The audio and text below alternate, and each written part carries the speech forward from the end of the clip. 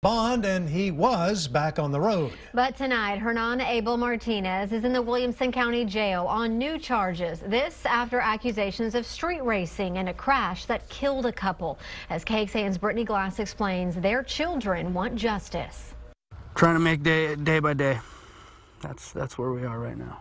It's been just shy of a year since the crash that killed Robert Cheney's mother instantly. Didn't even get a chance to see her or anything. His father passed away weeks later. It's not fair to us as a family. The man DPS troopers say was street racing when he plowed into the couple's car and caused the fatal crash has spent much of the last year out on bond. He still gets to do his thing, you know.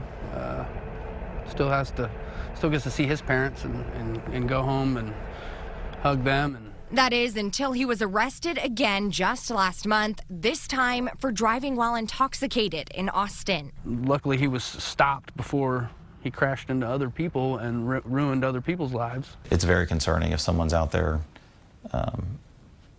being charged with new crimes, especially that are related to public safety, after having been charged with killing an individual. Williamson County District Attorney Sean Dick says it's why this week they pushed to increase the suspect's bond, now to $200,000. We'll continue to make sure that the public is safe and use all legal means that we can to ensure that.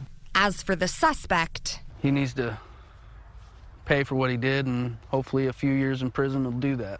Brittany Glass, KXAN News. The defense has requested a hearing within the next 2 weeks to try to reduce that bond.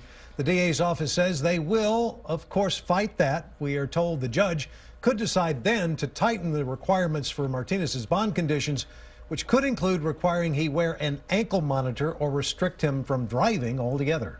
We also wanted to know the penalty for the charge of racing causing death. We found it is 2 to 20 years in prison. That's the same punishment as involuntary manslaughter and intoxication manslaughter. A 10-year